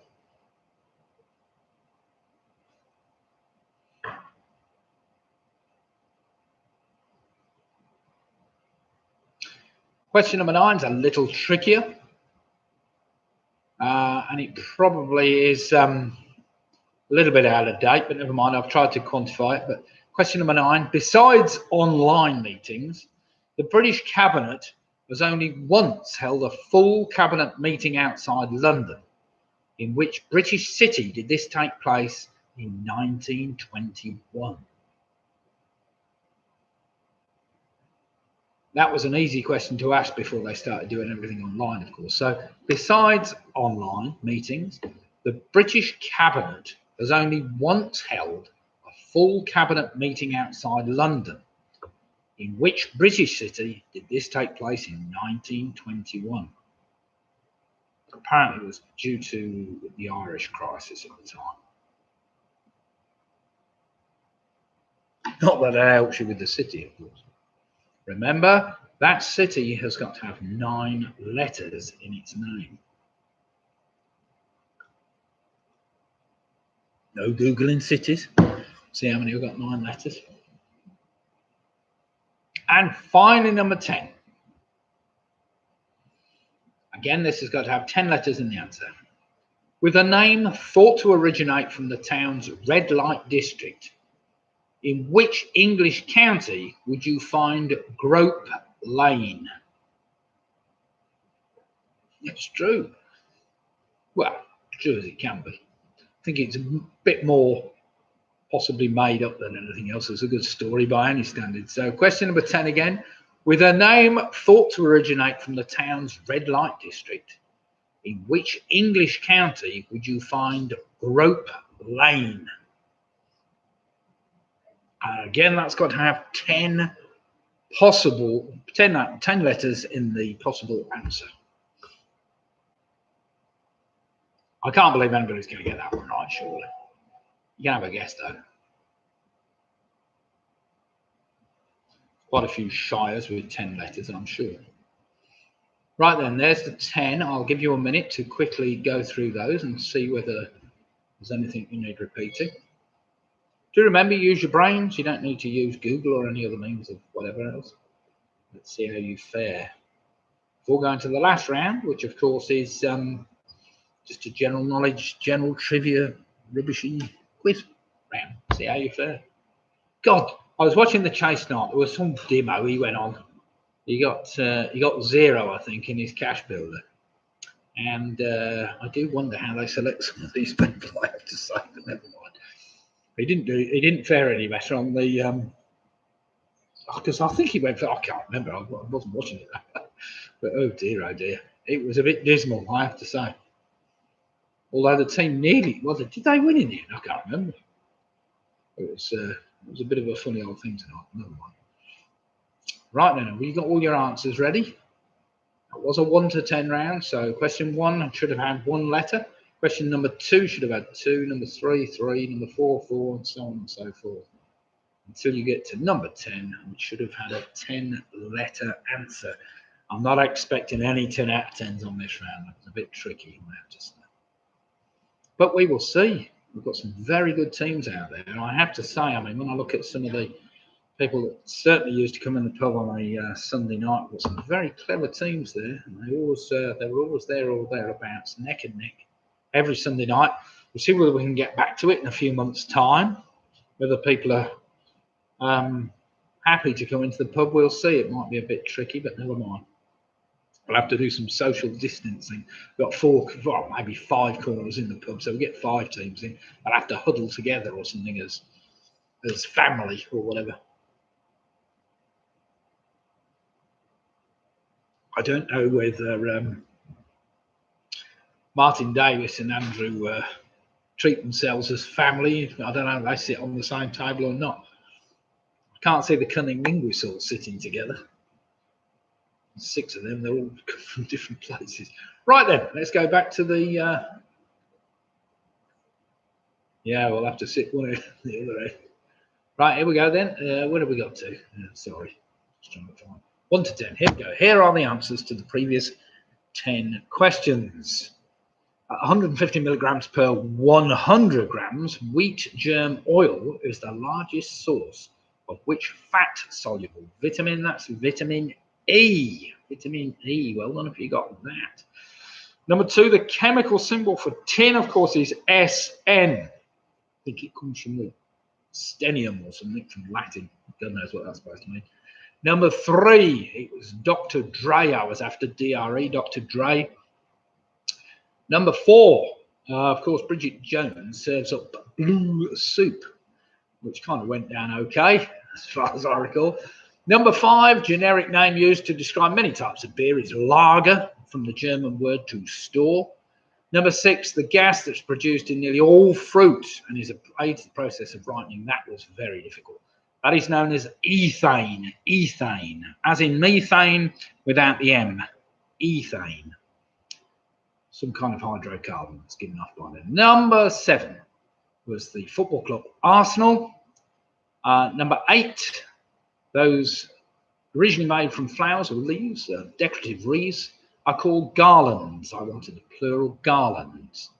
Number 9, besides online, the British Cabinet met in Inverness in 1921 for their only cabinet meeting outside London to discuss the Irish issue. And find number 10, with a name thought to originate from the town's red light district. In which English county would you find Grope Lane? That's in Shropshire. In Shropshire. So well done if you've got that. Right then, let's see how your scores have done after that round. That was very tricky. I'm expecting a few 6s and 7s. You'll have done well to get anywhere near a 10 in that round, but we'll see. Pinot Grigio, what? Robin Miller, except you're in.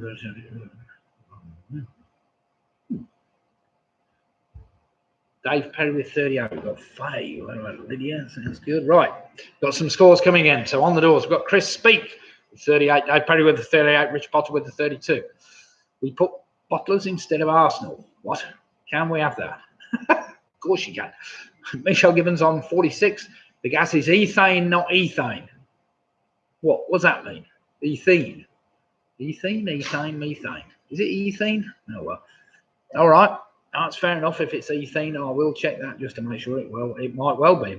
It's me being dyslexic because I can never spell things or say things correctly. That's fair, Sarah. You probably know better than me. Where I got Ruth Foster in the fish goal, 47 points. I got Leslie Brown with 47. Got Martin Davis, 48. Very good. Mickey got Robertson Bev on 42. We've got Steve Darn on 41. We've got Roger Griffiths on 33. We've got Helen and Steve Valentine on 45. Andy Hawkins on 50 points. Graham Gifford doing ever so well. 47 points. Mike Yates on 41. Jenny Coulson on 44. Nick Bowers on 38. Nicky, we got Keith on 49, doing great there. We got Stuart Colwell on 43. Cannon Parents, oh dear, slipping. What's that? Slipping only on a 39. Harry Cage on 46 points. We have, wait a minute. Oh, good blimey. It's all right. Alex Brown on 47. Got the famous 5 on 47. We got Ian Mell on 42. Mark Garrett on 37. Sarah's on 43. Andrew Lewis on 36. Carol Jackson home and alone on 49 points. Don Quixote on 45. Got Brian Farmer, Farmer's Old and New on 45. We got Helen and Becky on 32. Pigamix on 45. Got Greg Pugh on 45 points. I was confused by that. It's actually ethylene.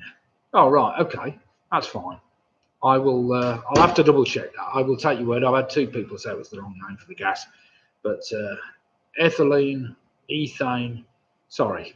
I may have made a mistake there, but I always admit if I make a mistake, and it probably was a mistake if 2 people queried it. So here we go. We've got Mary on 46 points. We've got Quizzy Rascals on 51.5 points. Split the difference on 49 points. So it's all down to the last round, is it? So high scores at the moment. Anybody up on the 50s? So do we get a bonus point? No.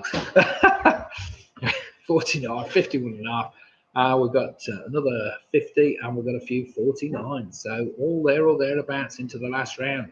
Martin Davison on 48 as well. So we've got some great scores out there tonight.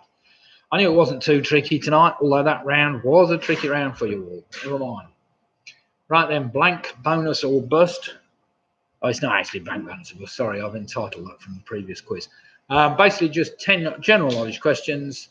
And all I need is the correct answers. These are very straightforward. And we start with number 1, which is basically an anagram. So you might like to write this down. Have we got all the scores in? Chris, let's just have a look. I'll just check we've got all the scores in. Carol Jackson. So we're on 50. Yes? Might have to adjust our score. Does that mean you're both on 49? So we've got Carol and Keith both on 49. Right then, are we ready? Question number 1 is basically an anagram. You might like to write this down. Tight, that's T-I-G-H-T, hug, H-U-G, wins, W-I-N-S, here, H-E-R, E. So tight hug wins here. I will spell it again. That's TIGHTHUGWINSHERE.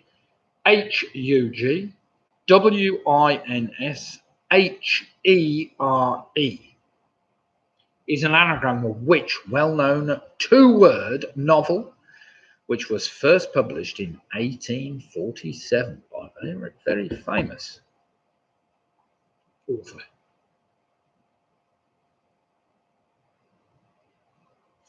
Is the wife washing up?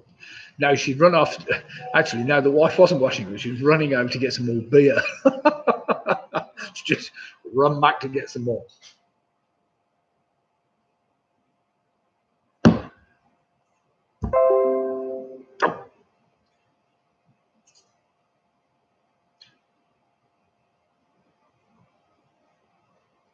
Graham Gifford, our scientist, ethylene is now known as ethane.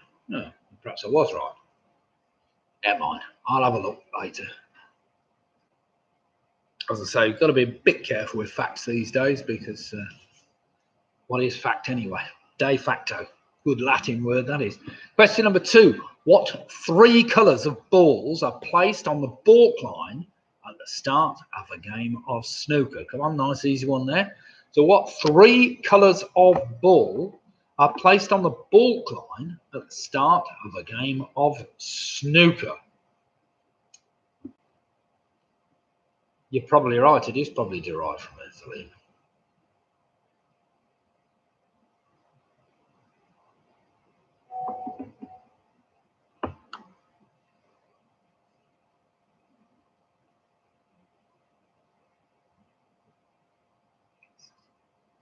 That's probably the same as acetylene, isn't it? That comes from acetylene.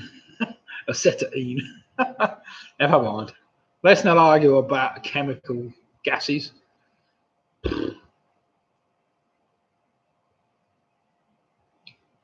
No, it's not a point for each ball, Martin. There's only one point for the correct answer. Thank you. Question number 3 is a bit trickier. What was the only #1 hit single by the Beatles to have a one-word title? Chris, don't put the answer in. We don't want to know. You're supposed to write it down on a piece of paper. So Chris McHugh, don't write the answers down. You don't need to know them because we already know them, most people. Just write them down on a piece of paper. You can mark the end of the round when you get there. So question number 3 again. What was the only #1 hit single by the Beatles to have a one-word title?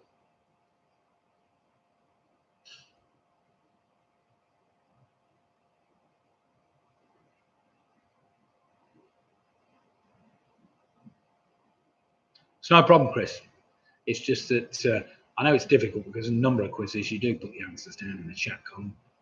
With my quizzes, basically each team just mark their own and we put some scores in at the end of each of the rounds, which is pretty straightforward. Right, question number 4. Listen carefully. I know this doesn't help if you live in Blackpool or in, well, it probably does in Cambridge, but Blackpool's a little bit further away. Question number 4. If you were to travel due west from Rugby, what is the first state of the United States which you would fly over?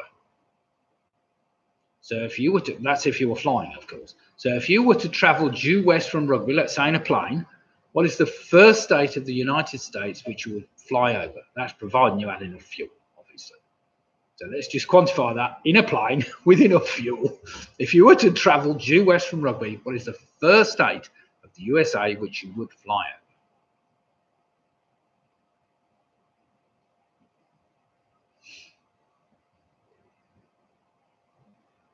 Any more? Anybody else want to add to the? What's this, Martin? No, it's Chris.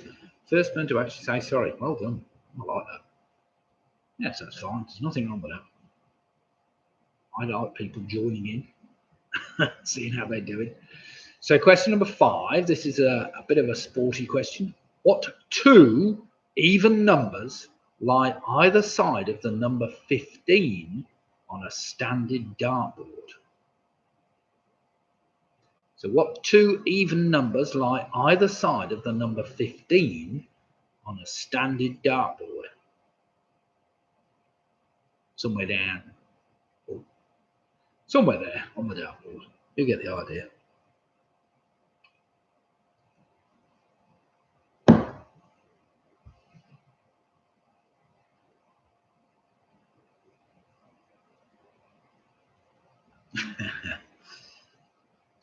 Right, for all you people that have been over to New York, question number 6. In what borough of New York would you find the 120-story Art Deco skyscraper, the Empire State Building?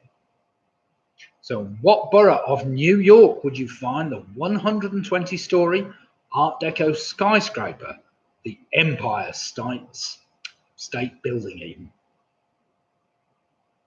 Yeah, cheers, Chris. You'll have to join in and come and do the quiz full stop all the way from start to finish. Presumably, you've just joined us for a little while. Are you from Rugby or are you far away? We've got people from all over the place, actually. Our friends from Canada haven't joined us tonight, but never mind. They'll be joining us on Sunday night, I know.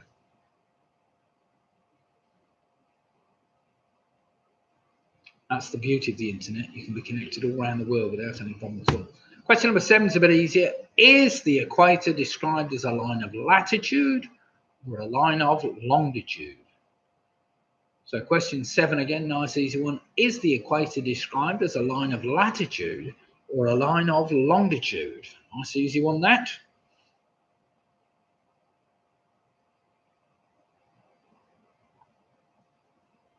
I'm sure you all know that one, surely. Though I can never remember that, I always get it wrong. It's an easy one to get wrong. It's just like which side of the road does the people in Japan drive on. I got that wrong last night. God, damn it. Liverpool. Ha! Are you waiting for Liverpool to win the title, or are you an Evertonian, Chris? Or should we say Liverpool have already won the title? I can't really see it resuming, can you? I don't know. We will see. Or do we just give Liverpool the title and we're done with it? Question number 8, dead straightforward. What colour are the B roads shown on an ordnance survey maps of the United Kingdom? So what colour are the B roads shown as on ordnance survey maps of the United Kingdom? I did do a bit of checking on that just to check, just to make sure it was right. Because A roads have 2 different colours. Doesn't make it easy.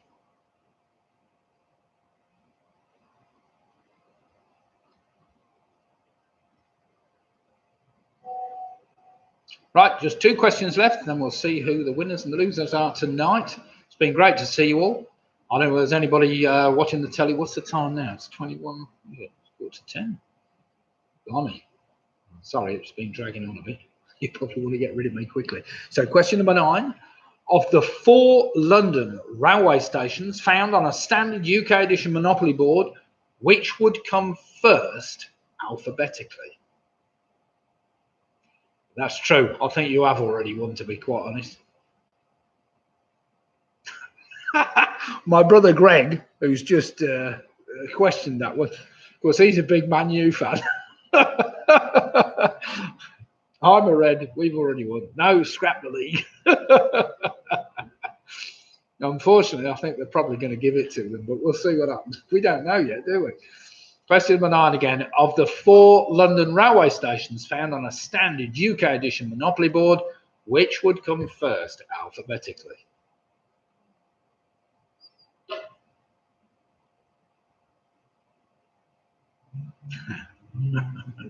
Scrap the league. Does that start again next year, Greg? Yeah, probably. And finally, question number 10. Come on, to wrap the evening up, let's have some winners and losers. He'd love that. Yeah, he would. What's the English game on Netflix? Rules is rules. Liverpool have won nothing yet. Oh, dear. Dear. Finally, question number 10. Here we go, then. What number connects the number of sons of the Norse god Odin, the number of function keys on most PC keyboards, and is also the largest number with a single syllable name in the English language. Nice, easy one, that. So what number connects the number of sons of the Norse god Odin, the number of function keys on most PC keyboards, and is also the largest number with a single syllable name in English? Well, there we have it. That's wrapped up. Right. We'll see how you fared in a minute. I'm going to give you a minute. Just crack open another beer, and I'll be back. Well, how are we doing, Liz, for another beer? Just still entertaining, yes, and what? So then, Chris, how did you find the quiz? You're just looking online for silly quizzes? Basically, this is a pub quiz that I normally do on a Sunday night at the Victoria Arena in Rugby. We start at 8:30. Although I've forgotten, it's months ago since I... Oh, it's full of... no, that's full of... That's, yeah, that's right, it's full of crap.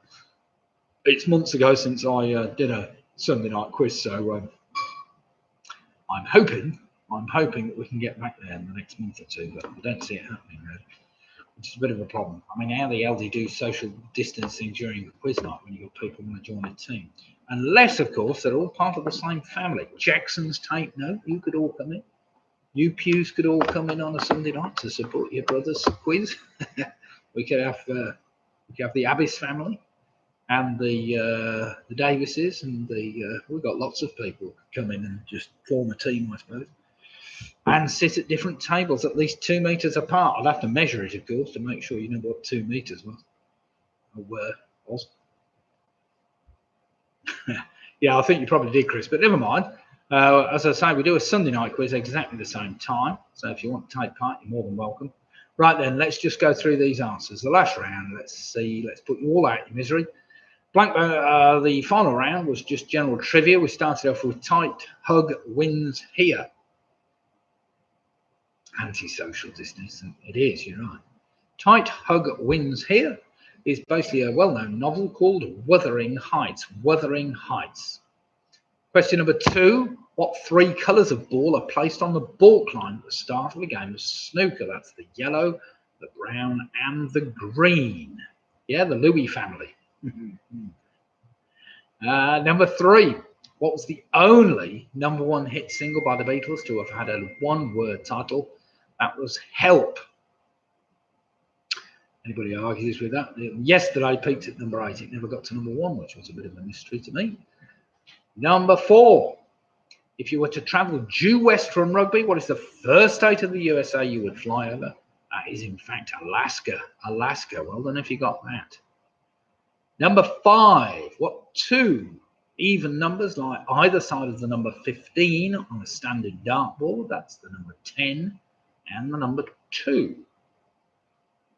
Number 6, in what borough of New York would you find the 120-story Art Deco skyscraper, the Empire State Building? That's Manhattan. Manhattan. Is the equator described as a line of latitude or a line of longitude? It's a line of latitude. Number 8, what colour are the B roads shown on an Ordnance Survey map in the UK? They are brown. Number 9, of the 4 London railway stations, which would be first alphabetically? That's Fenchurch Street. And finally, number 10, what number connects the number of sons of the Norse god Odin? Had I left it at that, it might have been tricky, but I also went on to say what number of function keys on the PC board, and the largest number with a single syllable. That is the number 12. 12. I'm sure you all got that in the end. So, we got any clear 10 out of 10s on that round? Or are we into a tiebreak at the end? Because we just had the Quizzy Rascals were half point ahead, I think, of the Jackson 6. But we'll see. Right, we have some scores coming in. We got Marion with a 53. We've got Brian Farmer with a 53. Farmer's older than you. We've got Michelle with a 52. Harry Cage and the gang on a 46. We got Richard Potter on a very respectable 48 if he's on his own. Helen and Steve on 51.5. Great scores. Mike Yates on 47. That's a good score. Leslie Barrett 49. Jenny Coulson 49. Oh, that's a shame. Roger Gribbs on 40.5. Famous 556. We've got Don Quizzoto 54.5. We've got Steve Farnham on 48. Boo Peral's Girls on 48 points. Karen, it's 1 point per answer. 2 and 1, 2. Yes. Yes. It is 1 point per answer, but never mind. We got Graham Gifford on 54.5. That's a good score. Carol Jackson, Home Alone on 57 points. Andrew Lewis on 43. We got Martin Davis, a clear winner in that contest tonight, on 55.5 points. Nicky Bowers, 45.5 points. Chris Speaks on 45 points. Very good. We've got Harry Cage on 56 points. Sarah's on 50. Mark Gallant on 42 points. We've got Ruth Foster, Spoonfish and the Greys on 55.5 points. We got Split the Difference on 57. Chris Merger, Greg, I hope you'll keep your money stays with you. We'll see. We've got Keith on 57. Andrew Hawkins, 57. Mick and Bev Roberts. Wait a minute, where's Mick and Bev Roberts? Just on 49 points. Stuart, very respectable, 50.5. Michael Harrison on 39.5. We've got Ian Miller, 51. We've got Alex Brown on 47. Dave Perry, 57 points. Karen's on 50. We've got Richard Point. Well done, Stu. Greg Pugh, 52.5 points. Follows the Quizzy Rascals. Winners tonight, by the looks of things, on 60.5 points.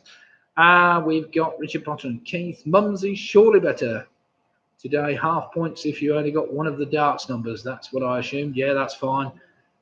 We've got Pick a Mix on 52. Carol Jackson's, where did the half come from? I don't know, but there's somebody awarding half a point for the darts and half a point earlier, I think, for something else. But you're only marking your own, Carol, so you can give yourself a half point if you think you are close enough or something or other. So it looks to me as if tonight's winners were the Quizzy Rascals on 60.5 points. We have 5 teams, I think, on 57 points, which seems to be the kind of average top score tonight. That was fantastic. What's that? But thanks everybody tonight for taking part. Hope you enjoyed it. B roads are orange. Well, not very orange on my map. They look very brown to me, but they could possibly, I suppose you could almost call them orange. It'd be interesting to know what colour is defined on the Ordnance Survey maps. But when I looked earlier, Sarah, they definitely look brown to me. You have a look and see what you think. But in fact, wait a minute. I've got them on my phone here. Let's have a look and see what they.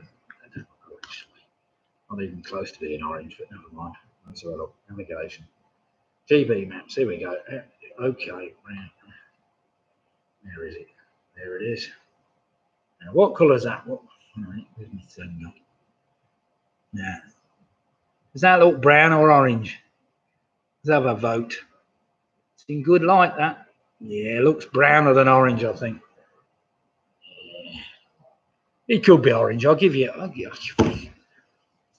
could almost give you a point for orange, I suppose.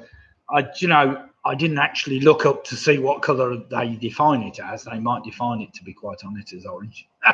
So I'll give you orange, Sarah. Give yourself a point for that. Thanks, Chris. Thanks, everybody. Now, Sunday night quizzes are very popular because that seems to be the one that most people can take part in. I don't know why Sundays are. I don't know whether people think it's the day of rest and they can spend more time doing quizzes in the evening or else. But yeah, Mike Yates says brown. Karen says orange. Chris Mead says green. Oh yeah, green. There. Yeah, that's the problem. The A roads are green and indeed red as well. Red and green. So no, let's not go silly, Roy. You're getting silly now. Thanks, everybody. I'm now going to enjoy this marvellous 1840. This is a bottle of 1845 ale from Fuller's, 6.2%. I've just finished this week's bagging box. My wife's on some lovely. What are you on there? Some Oakham's beer out of a can, which is lovely. Anyway, thank you all for taking part tonight. Lovely to see you all. And if you're interested and still want to do a quiz on Sunday, you're more than welcome. Come and join us 8 for 8:30, and we'll see how you all fare tonight. As I say, we've had some great competition tonight with 5 teams, all on 57 points. We did have an outright winner with the Quizzy Rascals.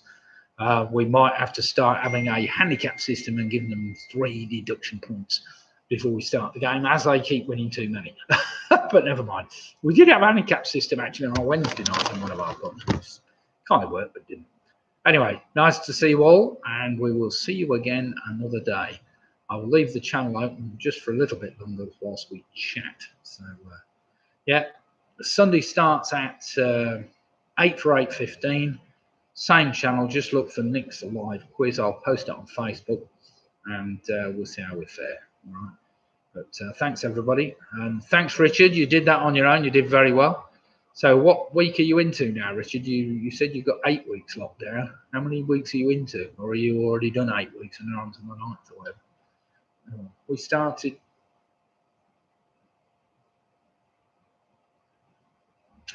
Karen says, sorry we can't do Sundays now, as we have a rival family quiz to compete and lose it. Why don't you, Karen, why don't you just text us and we'll see whether we can come up, we can be a Zoom partnership for your quiz. Do you do your quiz online or is it as part of the family? That would be interesting, because we could, me and Ange could probably help you out. Or maybe not, as the case may be. Probably get them all wrong, be even worse. Anyway, good night all. Thank you very much for taking part, and we will see you all again same time, Sunday night, 8 for 8:15.